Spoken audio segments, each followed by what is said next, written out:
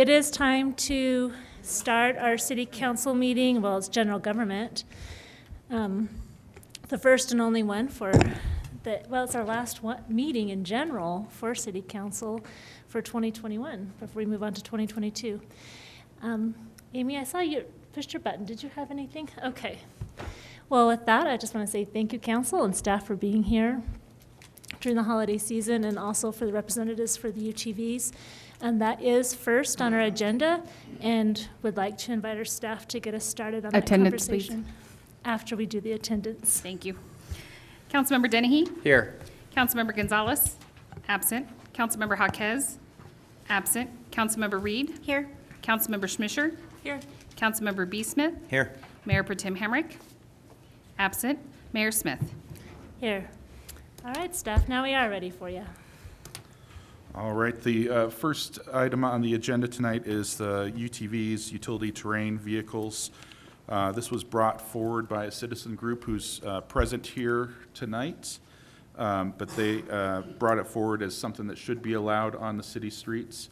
And we have drafted a draft ordinance for city council to review and discuss tonight. A few things to point out. In the draft ordinance, you have some highlighted areas. The double X's, that's where it's going to fall in the code, and I believe Catherine has identified a place to put it in the code. Under item 7, not permitted on state highways. However, UTVs may cross the highways if safe. Myself and Kim Swearingen, the Public Works Director, will be having discussions with CDOT next week to discuss potential crossing sites for UTVs along the highway, and I believe our citizens have some ideas or suggestions about those crossing sites as well. And the last item on here that is kind of up for discussion is the very last item B. And any fines collected for city violations of this chapter shall be deposited into a street and alley fund. There is no street and alley fund per se, but if there was a certain place that council wanted to direct those funds, that's certainly something that's could be discussed as well, and where you want to put that money. What we have proposed in here is that licensing would be done at the police department. So if you wanted to create a fund maybe for the police departments, for those funds to go to some special cause, that is certainly up to the discretion of council.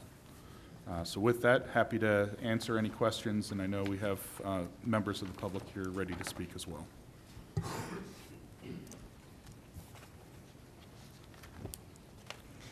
Ryan and Chief, I just have a general question of how did the discussions go with the community members, and were there compromises made, and were there other cities researched? Yeah, we researched several cities. We had 2 meetings.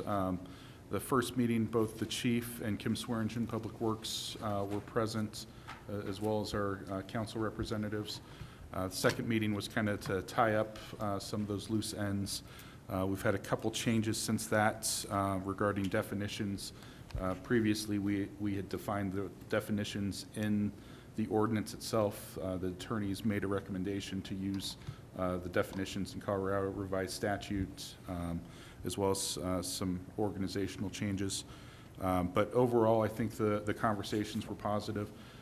There were requests to go beyond UTVs into other off-highway vehicles such as ATVs. From a safety standpoint, we decided to start with UTVs and stay with UTVs at this point. When it says that it's licensed, does that mean it has tags on it as well, the UTV?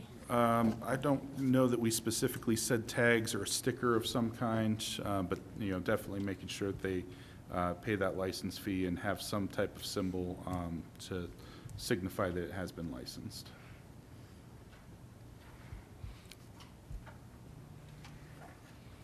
And that would be a Canyon City specific license. Correct. So do UTVs not have an opportunity to be licensed through the state? No. I noticed, I believe, in Moab, before they recently, even though they're like off-road, like capital, have banned UTVs in Moab City and Grand County. And I believe they require a showing of tags, but also some extra safety features, including like mirrors and things like that. Well, I didn't see mirrors particularly on there, but it just said other. I don't know if we'd have. So at one point, we had discussed, there's these retrofit kits that are available to order online, and they come with a horn, turn signals, Oh, mirrors, yeah, that's those right. kind of A horn things. was another one. And through the discussion, we had talked to Chief about inspections, and what we kind of come up with is anybody at any time can put this stuff on for the inspection, and then as soon as they leave the PD premises, can go home and take it off. And then they still have the signature of it's an inspected vehicle and legal. So we kind of scrapped that because, one, then the PD is doing inspection after inspection after inspection. And it was just more of a, I don't know, how did that end, Ryan? Well, you're recalling it correctly. On item 5, on the second page, top of the second page, the items that we ended with were functioning headlights, taillights, brake lights, and a speedometer. And then any additional safety equipment that the state may add in the future. I guess my question would be is not necessarily putting a burden on the police department to inspect these vehicles regularly, but if they were to be pulled over for a violation and they Right. do not have these safety features on there, that's when it becomes an issue, that those who And- choose to take those safety features off, that means maybe they aren't the right kind of driver to be in a big city. on a That's actually, you hit the UHV. nail on the head. That's actually how it ended, was, that's, how do you know when a vehicle is unsafe? Well, most of the time it's through a traffic stop or something of that sort. So that was kind of how that conversation ended. And by the way, Silverton just banned OHVs from their city as well, just as a point of reference. And it was because of noise, mostly. And that's a really small town, which they probably expect a little bit more peace and quiet. But I think that's something we might need to take in consideration before we start something, that we alleviate any potential problems that could I, happen. motorcycles are loud. Harleys are loud. yeah. Who said, one of you said Honda Civics can be loud? That was funny. Just had to throw that out there. I'm just saying, this is what happened from communities, that it was because the public came to them and said they'd had enough of the loudness. And I think we need to take that into consideration. One of the other things I remember we discussed, I missed the second meeting, so I wondered, we talked about locals being able to get their permitting and inspection and everything through the PD, but then we were talking about people who were traveling and trying to figure out what that looked like for after hours or weekend traveling and that concept.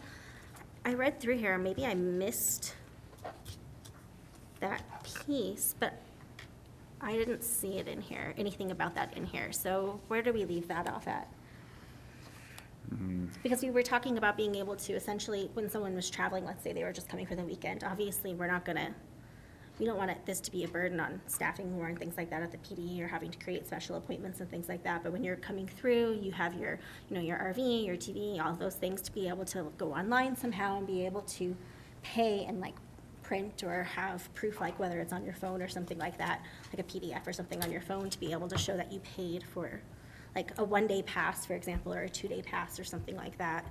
And then for a higher amount, and then a different situation for people that were actually locals, if I remember that. Am I remembering that I do conversation remember correct? that, yeah. Yeah. We did have that discussion. I don't know that we had a mechanism I identified a mechanism to actually deliver on that. I thought Kim, okay, talk really loud, so. We did.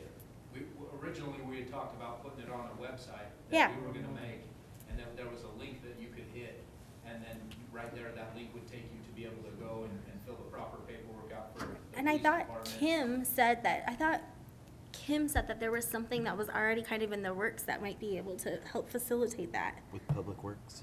Something with Public Works? I can't remember. Sorry that I failed to remember, but at least, Yeah. that's something that we did talk about though. So trying to figure out how to capture that, the revenue piece from the people that are traveling through. That yes, there's the local component, but then also for people who are camping and utilizing the campgrounds and those pieces. We also talked about having some sort of almost like a trail guide. That's kind of the do's and the don'ts and the scenario of the expectations, whether, and noise ordinance, times and, crossing locations if we had those. So those were all things that were discussed.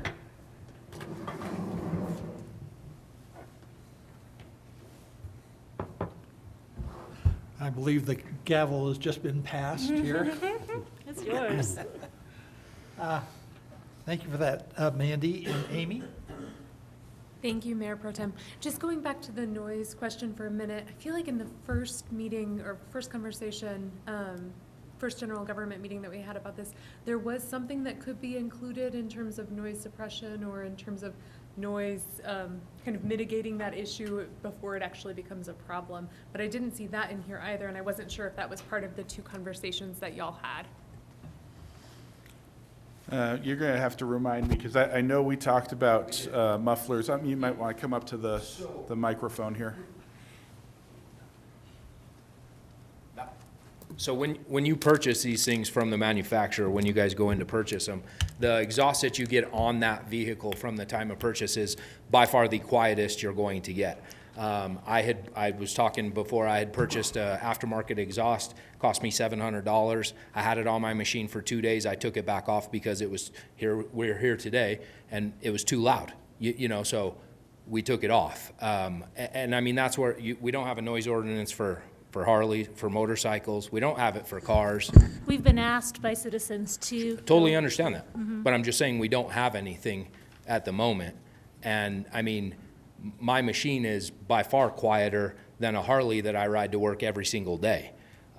You know, so, and not every citizen's gonna care. We understand that as well. You know, we do care, and that's why I took mine off and put it back to stock so that, you know, at 5 o'clock in the evening or 6 o'clock in the evening, whatever it is, you're not blazing down, sounding like a Honda Civic running down the road, you know what I mean? Some of these cars in this town, I mean, and it's not just this town, it's everywhere, but, I mean, good Lord, Didn't we have some discussions on like a certain time after? yeah, so There that is a we time. could, Yeah. 6 Item number AM to 6 in 10 here. PM. Yep. Okay.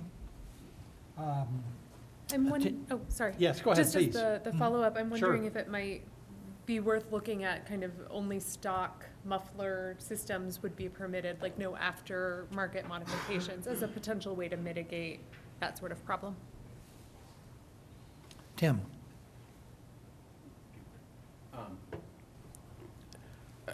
I'll address Amy's real quick. I'm sure that there's, stocks are quiet, and I'm sure that even if with aftermarket, you know, what they're saying is, you know, the stock ones are quieter than the aftermarkets, and, you know, what, and all that can change. One of my just questions, because I like this idea, but one of my questions is, has the county been brought into this at all? Because, especially, really, I'm saying the sheriff's department, because I live in Lincoln Park, and Lincoln Park is so tiny of what's within city limits. I mean, and I guarantee, and I can't say anything. I've ridden my four-wheeler all over Lincoln Park, but it's something that, you know, I don't know how we could get that.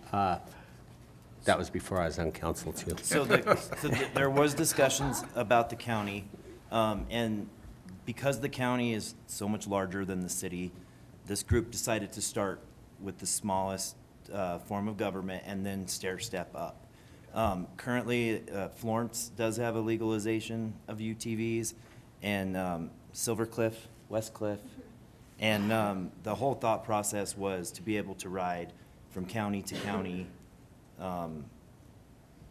crossing the state highways and such as legal. Okay, so that's what I'm getting at. That's the ultimate goal, is the whole Fremont County. Okay, perfect. Thanks, Brandon. Okay, and we do have requests to speak here, and so maybe we could go, does council have any other questions or comments? Maybe we can hear from the public now. Great, and I'll just call people as I have them here. Tyson Kuhl, please.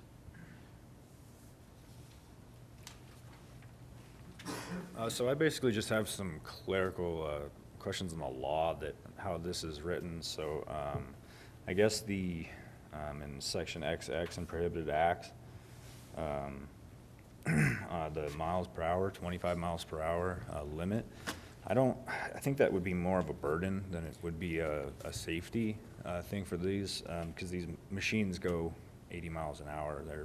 They have the same horsepower as Honda Civics in most cases. So I think a bunch of 10 or 12 UTVs around town going 25 miles an hour, congesting the roads, it probably wouldn't be a good idea. I think it probably should say city speed limits on the road that they're on. I thought we had discussed changing that to the speed limit because of the burden. Yeah, we had gone back and forth on that. Most of the speed limits that are not on state highways are 25, but we do have some areas on arterial roads that are 30 to 35 miles.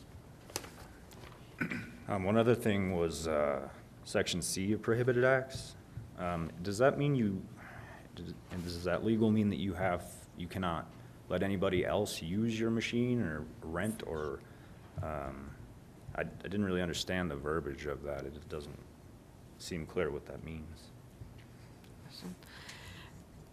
So it basically makes the owner of the UTV liable. Right. If you rent it, if you give it to someone and they violate the the provisions of this, you could be cited for The that. owner cited, not the So operator. if you want to give it to your brother and he drives it in conformity with the ordinance, it's fine. Right. Does that make sense? But but if he breaks the rules, then the owner of the machine, not the violator, gets. Could be both. Could be both. Yep. Gotcha. Okay. And the other thing, it's for the helmet. You're using the CRS law of motorcycles. In Colorado, you don't have to have a helmet while riding a motorcycle over the age of 18. Is that still going to be followed through with that CRS law? I thought we had adjusted that one to in accordance with state law. Yeah, I'm just recalling conversation. I'm a little curious about that one, though, because when this first came up, one of the arguments was, well, UHVs are way more safe because they have windshields that's more like a car. And now even this ordinance comes back and says, well, you don't have to have a windshield as long as you have goggles or a helmet on. And so now you're saying don't even have a helmet? Well, I think there was some muddiness in the water with having the requirement and then not having it state required on motorcycles.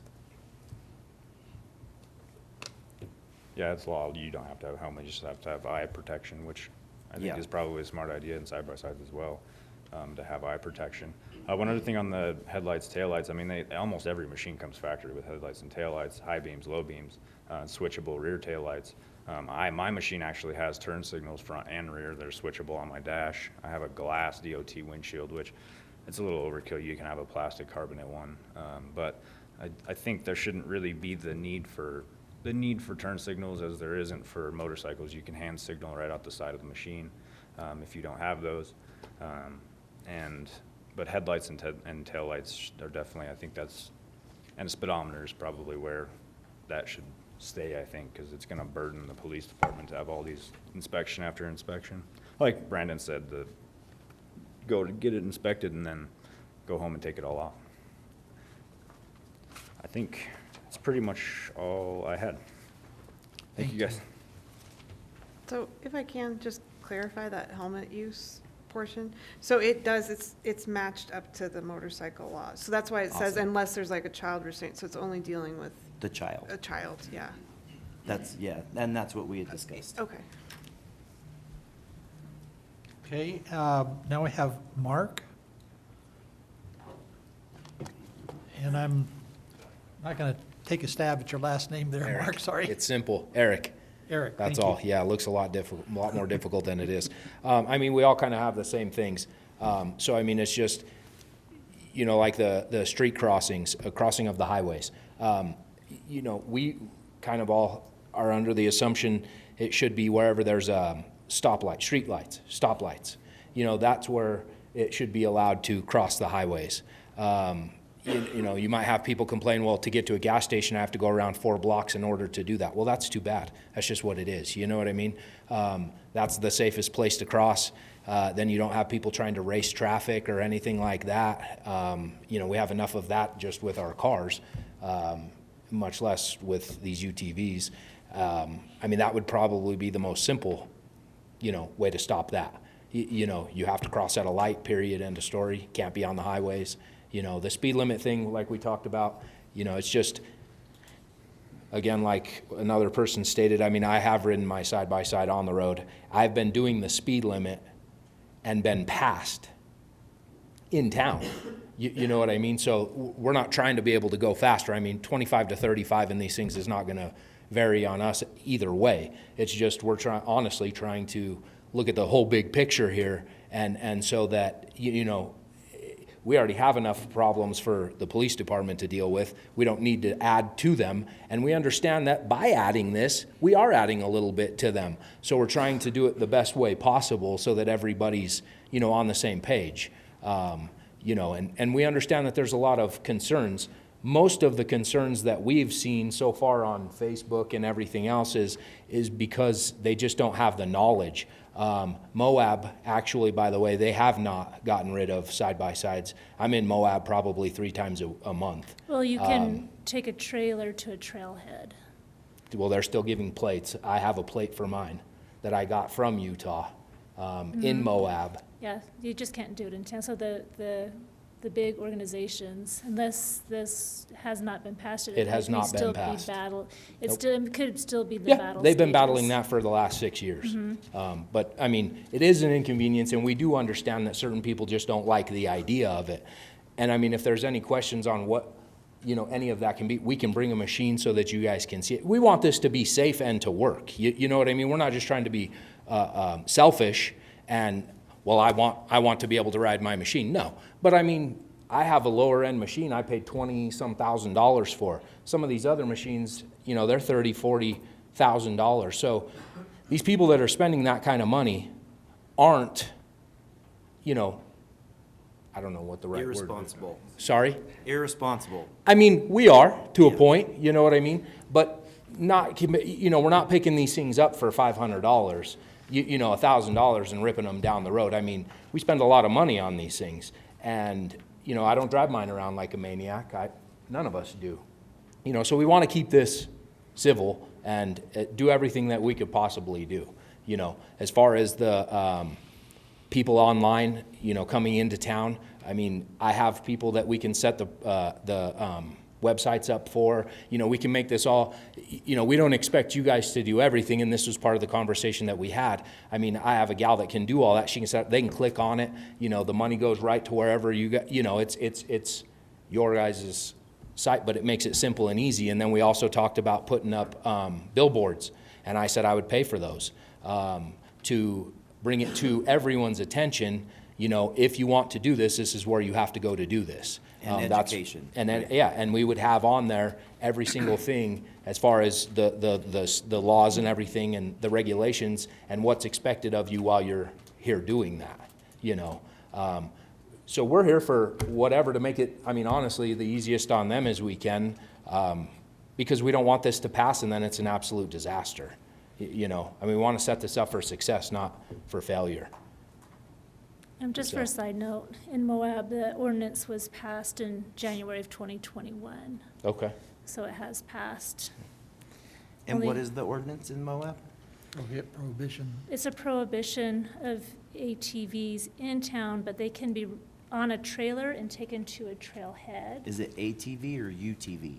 Oh, it may be ATVs. It is ATV, not UTV. Yeah. And I'm not trying to argue And I'm by not any means, but I spend a lot of I time might in not know the Moab. difference between the two, so. Yeah, yeah, because there's rentals all down the highway right in Moab. I mean, you probably have 80. So there's just more rules around it because it's just been, Yeah, there's there a is, huge and they're having interface an issue between because the people are. hikers and the rock climbers and all of those, which I was gonna say, if that's an interface problem, I would almost even suggest that The permit money, perhaps a consideration would be to go to the trail maintenance fund, because we don't have a trail maintenance fund.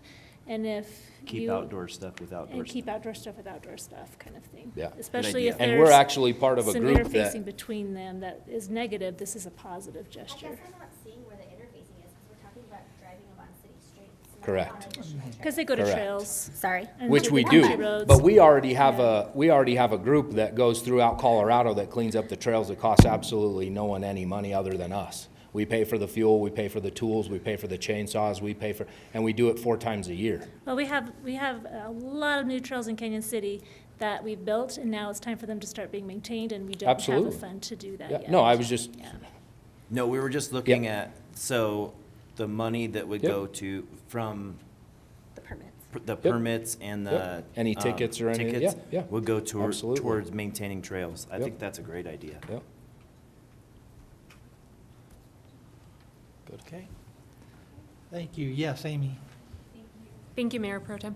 I was wondering if we might hear a little bit from Chief Schick. I really appreciate both of your comments about how you want to make this as easy and least burdensome as possible on law enforcement. And I would just love to hear your perspective, both in terms of the speed limit and whether or not 25 is the most appropriate, or whether or not it would actually be safer to have the same speed limit as whatever's on the streets. And then also just in general, what are your thoughts about the safety of allowing UTVs on city streets? Thanks. Well, all great questions. I don't know that my answers are going to be shared, or the opinion is going to be shared by all, but I do know after 30 years in this industry, speed's the number one factor in determining the significance of motor vehicle crashes and the injuries that result. So anytime you ask me about speed, I'm going to say less is more. So if we're set to cap it at 25 and everybody else, and that's kind of a industry standard, with local governments allowing UTVs on their roadways, I would not be opposed to that. I believe, one gentleman talked about not having turn signals, and I guess my question would be, what exactly is that going to just, take away from the experience of driving a UTV to have turn signals? I know when you see them sitting in these things, I think it would be hard to, for some operators to pick up on the fact that they're using hand signals to illustrate a left-hand turn or a right-hand turn or stopping and that sort of thing. So I would be a fan of turn signals, actually, and mirrors as required by state law, so that we're maximizing safety. I don't know. I know these things are designed to go off-road and everybody's going to look to have a good time, and I don't know what those components would take away from that experience, but it would certainly enhance the safety aspects, driving through town. Other than that, I'm not opposed to it at all. I know for a fact that we get calls and people are doing it anyway, and I'm not suggesting to make something legal just because people do illegal acts, but it does happen, and for the most part, I can tell you definitively, at least in my tenure here, my 1 year, I don't recall seeing or hearing about UTV accidents.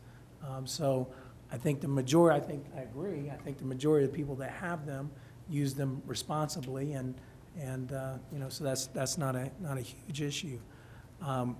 My greatest concern is oversight and management. We have a very overtaxed or overburdened administrative staff at the PD. Bringing in another layer of management and administration would certainly dictate the need for additional FTEs.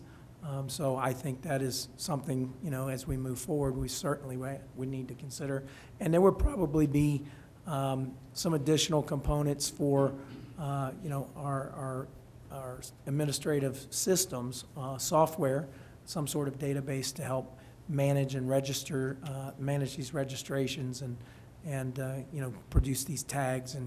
And I don't know what that would look like from, a marketing side where now we have folks, visitors coming to the city wanting to bring their UTVs, get them temporarily registered, so we need to work out the logistics there. No, overall, I think it would be, I don't know that it would be a bad thing for the city. Thank you. So just to make sure I've got it all straight in my head, speed, less is more. Prefer turn signals and mirrors for as much safety as possible. And there could potentially be an additional cost, whether that's FTE and or software, to where it sounds like, as much as I agree trail maintenance is a big need and a gap that we have right now, it sounds like maybe the funds for this are actually going to be needed by the police department to be able to appropriately manage it. Yes, Did ma'am, hear you right? I think that's To very pay for accurate. itself. Yeah, the As the days gentleman special said, goes if we're going to do it, let's do it right, build ourselves for success so the system doesn't fail. Mandy? I just want to, again, I mean, we've talked in small groups, but I really appreciate the fact that this was brought to us by a citizen group, which is not very often. It seems, at least from the 2 years that I've been on council. And I really appreciate the dedication and everything that you guys have put in, and just the overall, just the attitudes and the willingness to take the feedback and to go out and to try to, just all of the things you've even offered. I really like this idea. I agree. I want to make sure that we're doing it safely, and I think, I like UTVs and I ride in UTVs, and I want to have more of that fun. But with the helmet aspect, I don't see any reason. Obviously, following the motorcycle laws makes the most sense to me as well. I can get on a motorcycle right now. I'll crash it, but I can get on it without a helmet, and Chief can send someone to scrape me off the road. But I can do that. And so obviously kids and making sure that that's taken care of is super important. But I definitely think, as far as from the funding aspect, I would much rather see this go to PD, not just because of oversight for this, but because it's directly impacting the city and how the PD is going to be able to do it. And I do think that there's a huge opportunity here for people that have been, traveling to our area. There are awesome UTV and ATV, both trails here. Still, I do think there's going to have to be an educational piece on what the difference between ATVs and UTVs are. I understand what the difference is, you guys do, but everyone may not. The reason why I say that is because trailering those ATVs to those trails that will only fit a vehicle of that capacity is still going to be a thing. So I think making sure that that's clearly understood, the difference of the two. I don't really know how you'd go about educating on that piece, but that's something that I would be, I guess, concerned about, because we still are going to have to trailer them to take them up to, oil well and that kind of stuff. So, but the other concerns that I have with the actual ordinance that we had in front of us was on section, where's this, number 7. UTV may cross the highways if safe, and then we listed to get gas, well, we said to get gas stations, but anyway, to get gas at gas stations, grocery stores, and our restaurants. Obviously, that's not the only reasons why you'd have to cross. So I don't know, is it necessary to have those specific reasons for language in there? I think it was based on Fremont Drive, Yeah, correct? it was based on, well, the language is in there as an example, as a placeholder until we talk to CDOT to see what's allowed, but, and Catherine could probably talk about what's allowed on state controlled roads. Okay, because I know when I ride up in Westcliff, you cross because the trail you want to go to is over there, parking spots over here, or wherever you were at. Yeah, I would actually prefer this language comes out, because, I mean, Where are you going? PD Gas pulls station. somebody over and it's like, where are you going? The gas station, it's like, yeah, so. Every time. But I will say the crossing issue is something we're gonna have to, Right. deal with CDOT to get their The only other input, thing yeah. that I've done, not here, that is a legitimate struggle when you're actually driving and trying to get somewhere is in Westcliff, there's jogs where you can't cross. And so people that I know, are driving essentially almost in the median on the side to get to where you need to go. So we would have to figure out some of those mechanisms, because you're not trying to, the intent's never to do something that you're not supposed to. Well, huh? like on the median, so like, for example, and I can't think of the highway right now because I need to, but, so you're on the side and say you wanna go, like, let's say you wanna go out to like, towards like the Deweese direction or something like that, and you're coming from town, sometimes you have to ride along a little ways to get along the highway to be able to safely cross where you're supposed to in a safe way, because there's a stretch there where there's no other option but the highway. And so I think that some of those things could be maybe some struggles. I'm trying to think in Canyon where that could happen, but I think that Fremont Drive piece is what people are gonna immediately go to. So that education piece there, that's off limits. And Ryan and I have talked about that issue, getting to the crossing from where you are. And I think that's something you're gonna talk about with CDOT. It is. That's going to be a big part of the discussion with CDOT next week. Okay. Okay. Tim? Thank you. One question I have is, and somebody can just answer this and then I'll continue on. So anybody under the age of 18 has to wear a helmet? Is that what we're trying to do in this ordinance? On the yeah, that matches the state motorcycle law. Okay, and I'll be honest, I'll be honest, I'm in favor of this idea, but I think that's a silly way to go about this, because I know that the UTVs have an unbelievable roll bar system in them. And people can get in a little dune buggy that's been licensed for years. They can get in a Volkswagen, convertible Volkswagen. They can get in a Jeep. They can get, in my case, a Land Cruiser. And none of those kids, my kid does not have to wear a helmet in my Land Cruiser, nor would I make him wear a helmet in my Land Cruiser. And that's just one thing, because I think that UTVs, I've been in a lot of UTVs, and the roll systems in there and the protection for the heads is far superior than almost, I would say probably 80% of your vehicles on the road today. And I think that's just something, because to me, I think that's a silly thing on it, just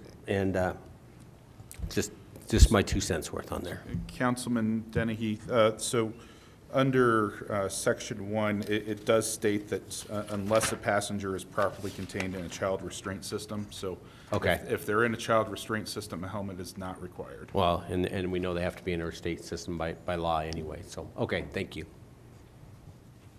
Well, Okay. I have a question that goes with that, and that is, for safety belts are only, you only have to wear a safety belt if they happen to be installed in the UTV, is that right? Oh, no, they're in them. They're in them. Yeah, Are they? they're in them. Okay. They're in them, yeah. And I mean, the seatbelt, the most generic seatbelt that comes in them is exactly like your car. Okay, well, in the ordinance, it says safety belts are required if safety belts are installed. That's what the ordinance says. We can clarify that and say are required to be used if they are I installed. think if they're going in the city, I mean, that is kind of, going at 25 to 35 miles per hour, that's kind of a big deal. Can we just require them? Oh, if you're asking, can you just require them? Yes, you can just require them. Okay. Did you have something further? Well, I do have a couple more things. Okay. I know we need to just get moving. Yes, we are going to run out of time here. We do have another discussion after this one, and we do have a couple of people we haven't heard from. All right, let's hear from the people first. Okay, so Ryan Hant. Good evening, everyone. I just kind of, before we got too far off the topic of it, I wanted to talk about a point that Mayor Smith had brought up about places like Moab and Silverton, where there's been some kind of push and pull with those communities because of the amount of volume and the traffic that they've had. And I think the easiest way to probably talk about these things, because we're experts in this, or not experts, but this is something we're into and it's our world revolves around it, doesn't mean that everybody does this. So if in the case of those places like that, if you would picture some of the biggest off-road, destinations in the country being centered around small communities like that, where the center of the town really is the center of the trail system for those places. So the reason that you see some of the volumes of traffic and things in those places is because the direct access point from those is in town. And the biggest difference we have here in our community is while we have trail systems close by, our town isn't the center of those, where the only way people access those is from driving from one end of town to the other. Like in Moab and Silverton, there's campsites and places where people camp, and they're all around the borders of the town, but all the trail accesses on either side of the town are all directly out of town. So people drive through town in just mobs of people because that's really the only way to get to those places for trail access. Where in the case of our community here, you'd trailer up to Seep Springs or to Texas Creek or out to Penrose Commons. It's not a trail hub where everything branches from here.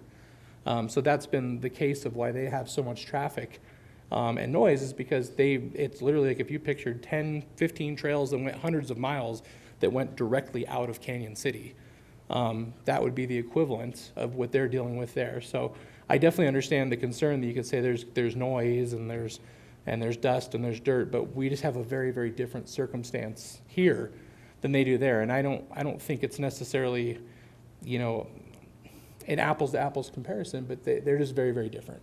And then likewise, the flip side of that coin of where they've talked about these communities trying to outlaw it, there's been the other side of it, that there's just as many people in those communities that are fighting to keep it for the same reasons, that they've had businesses that have stayed open, their livelihood is dependent on the amount of tourism, people that come to these areas to support their community. So it's not all negative. There's definitely an equal and opposite side to it that's been positive. It's kept families, food on the table and businesses open and things like that for a lot of those communities. And that could be a boost for our community as well. It wouldn't hurt to have any additional tourism where people want to come here for one reason or the other because, it's appealing to people. But I don't think we have the type of volume that you're going to see in places like Moab or Silverton, where they're really a fair comparison because they're just so different geographically than what we're talking about. I have a question. When you get permitted in these other cities, do you have to get an inspection at the police department for your permit, or do you just fill out an application online with your insurance and driver's license information and print it up and you're off to go? I think so, but it depends on it. Mark, you may know some more about this than, because you go out there all the time. You walk in like if you were going to the court, or I don't remember. The DMV? DMV where you're gonna go get plates. You bring in your registration, you bring in your proof of insurance, a valid driver's license, and they literally give you a plate, like our auto plates, smaller, and that's it. They don't inspect your vehicle. They don't There's a inspect, big because difference, that would though. take away a lot of that burden. Well, in these Moab, you can drive that thing on the highway. You can do 80 miles an hour down the highway. So I mean, it's two completely different. We're not allowing that. You know what I mean? We are not allowed on highways at 25 miles an hour. So there's a big difference in the two different scenarios. Well, I noticed Lake City, their application, it states that you just have to hold your permit. It has to be with the driver at all times. So like And so they don't need a license plate necessarily, but they have to have their, So in Moab, they also give you a recreational sticker that's just like any of the rest of us. They go get them on your four-wheelers or anything like that. It's a square sticker, and they're different colors for each year, and they have the year printed on them so that folks know exactly what they are. And then you stick that right on the front of your vehicle as well. Now, you need that if you're off the road in Moab, but I'm just saying it would be, you put it right on the front. It's not like everyone would be able to see exactly where that's at. You know what I mean? So you'd pass me and you'd be able to say, oh, he doesn't have it. Oh, they have it. It'd be marked so there's out. an economical way to do it that's not a burden. Absolutely. So I think we need to make sure if we move forward that it is economical, it is not too burdensome to the police department, but yet holds the drivers and the vehicle owners accountable. And one of the things I noticed on Lake City's application is they also asked for proof of ownership of the vehicle as well. Yeah, your registration. Okay, so, No, that was the majority of the gist of what I was saying. Just in the full interest of transparency, I think a lot of the opposition that we have received on this is just, it probably comes from, maybe lack of education or people that just aren't familiar with it, for lack of a better term. And it's not this big gremlin monster that's so foreign to everybody that they just don't like it. I think if people take the time to learn about it, they'll realize that, these things have more in common with Jeep Wranglers that you pass 500 times a day when you drive through town than they do with an ATV. They're more of an automobile than they are an off-road vehicle, are all on the same plane. And I think as us as a group, really what we would all like to do is give everybody the opportunity to be informed and to learn about them. Whatever that could help in any form of transparency, I think it would help for all parties involved. okay, thank you for your input. Thank Preston, He's on a different subject. you're a different subject, sorry, you're on the business license. That was cool. Gee, What did you buy, Preston? All right, Is Tim here for this? excuse me? Is Tim speaking? No, those are the only ones that I have. So we're coming up on a hard break. We don't want to really shortchange our next subject, but we're going to end up doing that a little bit. So I suggest that we move on from here. And what is, yes? I just want to make sure that we have clear direction as we move forward. From a speed limit standpoint, is council comfortable with 25 or the posted speed limit? I prefer the posted speed limit just because I feel like it's dangerous to have people passing you frustrated because you're not even going the speed limit.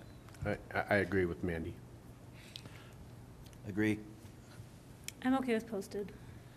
I'm good with posted. I've been lived in several states where they restrict certain classes of vehicles to slower speeds than traffic, and it really makes kind of things a mess, especially if you only have one lane. Does anybody actually drive the posted speed limit in Canyon City? It's or- usually under the I do. limit. I do. Chief, I do. Okay, yes. Requirement for turn signals and mirrors, or leave it as is? I think it needs turn signals. If you're going 25, 35 miles per hour in a vehicle, you need to have Just to that. clarify, every day I go to work, I follow somebody going 10, so. I know. And just to let you know, if Always. you have to use your arms, I'm gonna tell you right now, guys, when I'm driving mine, it ain't going out. You're gonna see a little finger sticking out here. Nobody's gonna be able to tell which way we're turning. It is hard because a lot of people in this, and I'm not just saying here, but this is where I'm at. And I'll put my hand out with it. Does anyone know what this means? Yeah, that's exactly what they do. Yeah. I'm going to take a right, because that's what this means, and I'm driving, and they are waving at me. Yeah. And I'm like, Right.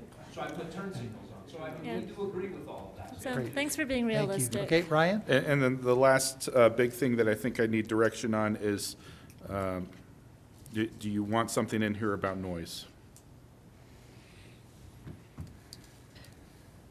So, I mean, I think if you want to put hours in, that's an easier, noise is a very difficult thing to I think enforce. let's start with the Yeah. timeframe that we And have. the hours are in there, yes. I'm more concerned making sure we have the application online and all of those other items on there and the CDOT safety Yeah. at So crossing hours. at lights. Yeah, and we do have some like general Yeah, noise stuff. I don't it's know if 6 it to really 10. apply here, but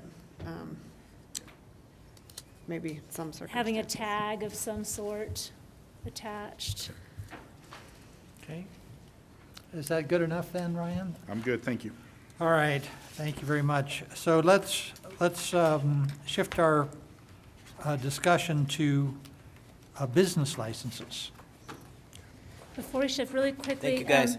Yeah, thank you so much for your participation. Catherine, I noticed there were a lot of grammatical errors on both of these ordinances, and I didn't have a print copy to make it, so just when you go next time, just to look a little closer.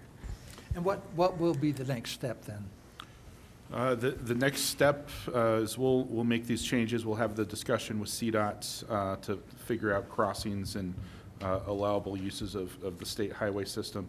And the goal would to try and bring this back to a council meeting with those revisions, probably the second council meeting in January. Everybody's good with that? Okay, thank you, Ryan. So, I guess that takes us then into business licensing. And I'll turn that over to Rick here in just a moment.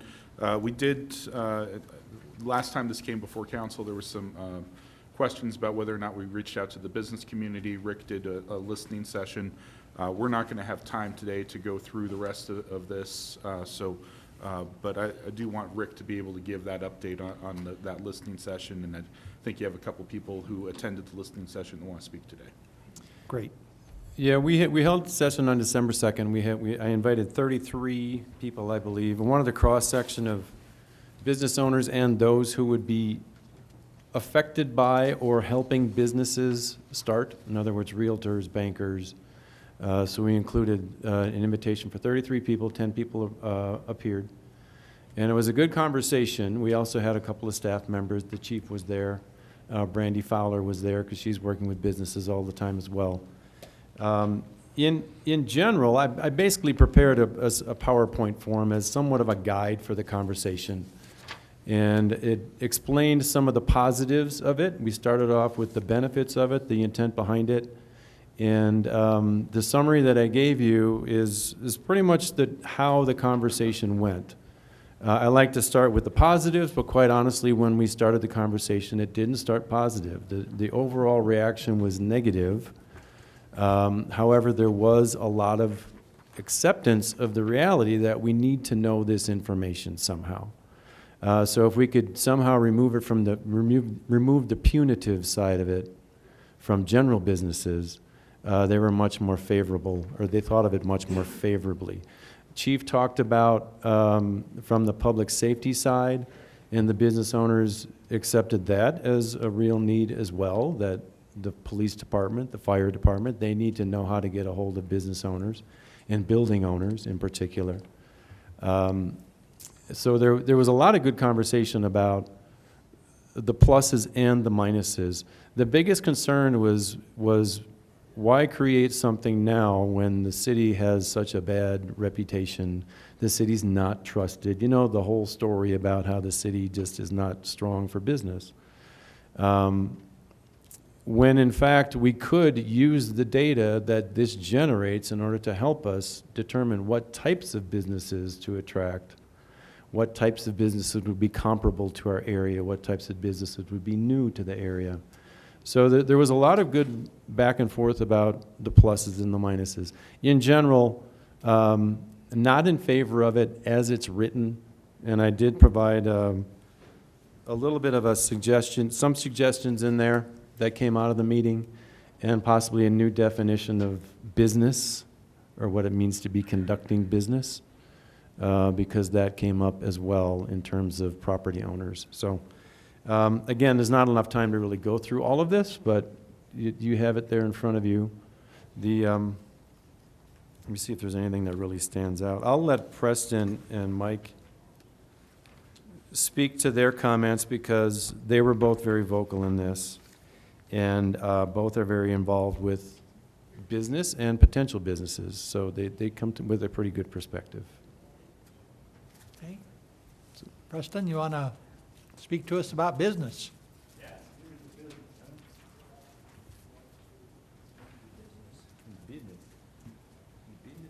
Well, thank you. There's about 3 points that I find, one I find really dangerous, and I'll end with that, and I hope I don't offend you, because I like you.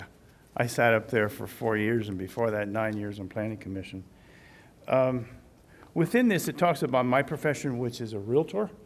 I'll stack my 48 years up against anybody here in doing real estate, especially commercial. There's lots up and down the block here that I put into place. And one of the reasons was they said people come to us and want to know what's needed in Canyon. Tonight, they're listening to what's going on here. Yesterday, I showed 2 buildings to someone who came here. They knew what was here. Tomorrow, I'm showing to an entrepreneur. He knows. He has a company. He knows what's here. I'm not downgrading that. But my perspective of that, and Mike's as well, if they come to you and say, what does Canyon City need? They're probably grifters or dreamers. I don't have time for that. So to say you need an inventory, I agree, but not this punitive. This is like killing a gnat with a hammer. In my profession, I can function anywhere in the state of Colorado by law, and you want to license me in Canyon City. Here's the dangerous precedent that bothers me a lot. Put it in today's context. If you have every business licensed and 2 or 3 councils down from you, it'll still be on the books. And that council goes somewhat rogue and says, if you don't get all your people vaccinated, if you don't bring your heating systems up to green standards, we're going to take your license. That's going on today in other states. I trust you. Although I will have to admit in a humorous way, trust and government don't necessarily go together. And yes, Rick is right. There's a better way to do this. If you want to inventory the businesses, this isn't it. Why not do it in conjunction with us, with the Chamber of Commerce, with FEDC. I understand from a chief's point. I hadn't thought about it, to be honest with you, but a real estate company, nobody should be in my building with a flashlight at 10 o'clock at night, and your officers are gonna go by. I don't have my name on the window.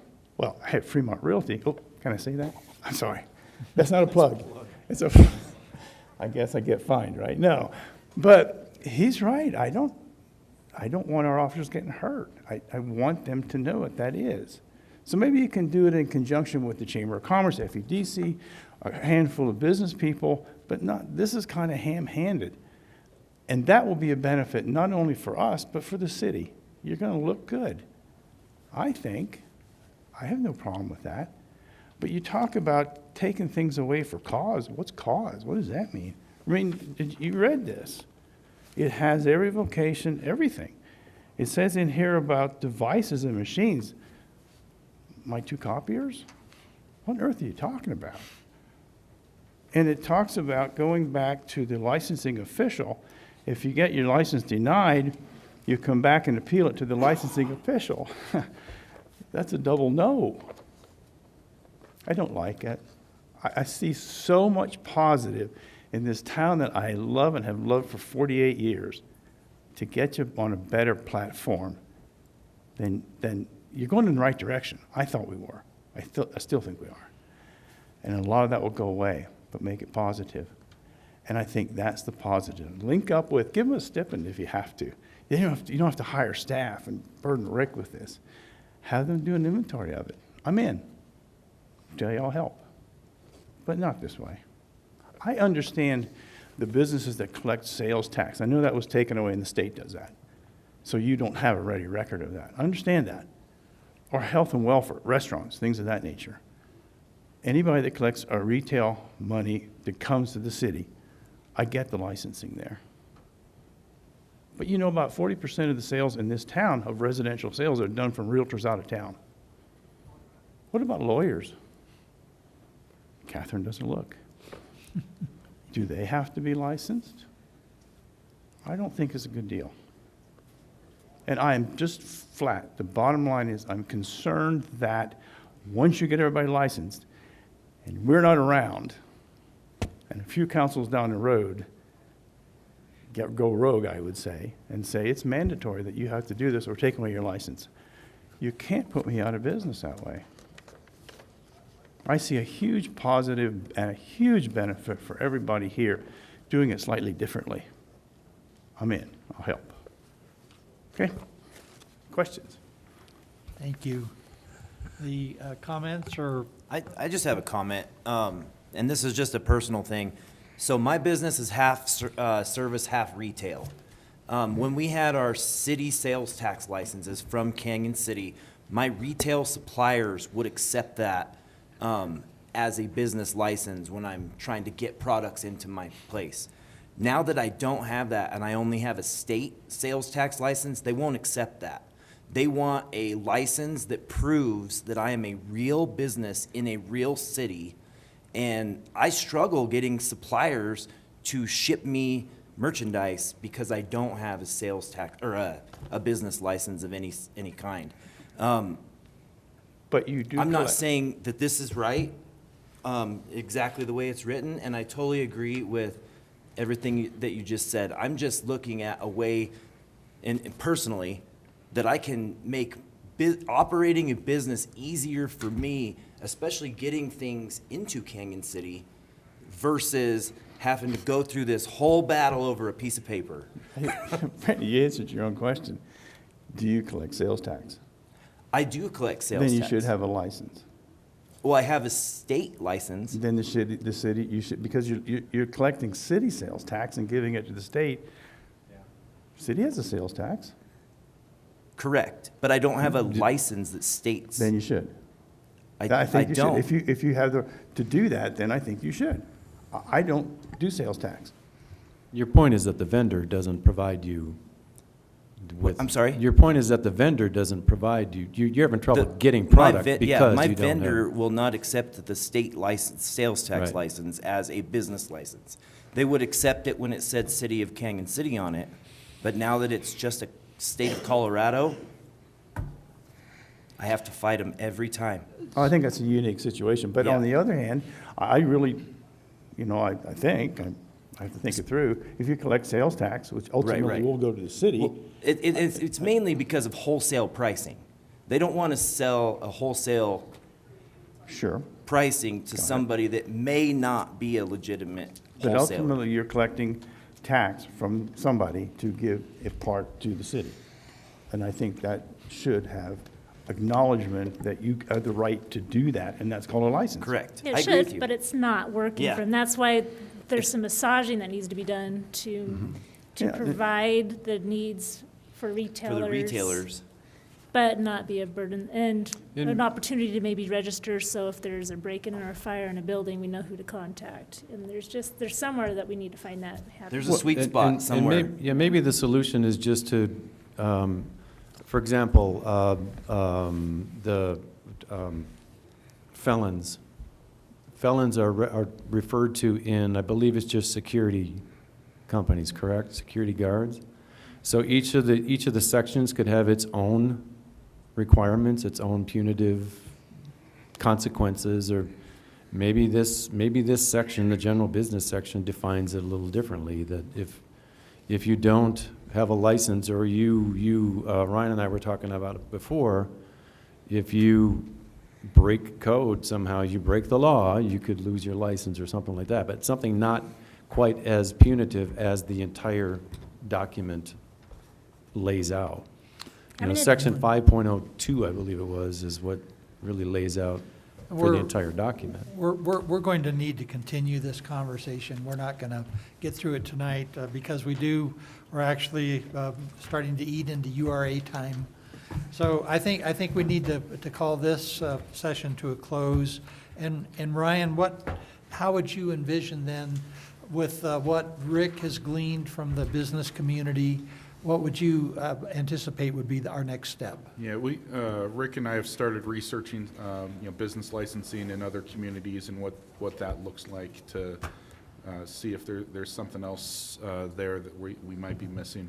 You know, one of the big things that, especially from an economic development standpoint, is when somebody's coming to town to start a new business and making sure that we're, getting them connected into the right avenues. That's a big part of the reasoning behind the business licensing, to make sure that we are connecting with those new businesses. So I think at this point, we're going to have to go back, do some more research, see if we can rework this a little bit. And I guess my suggestion would be for 2022 is to use the existing business license regulations that we have, and we will continue to work through this into 2022.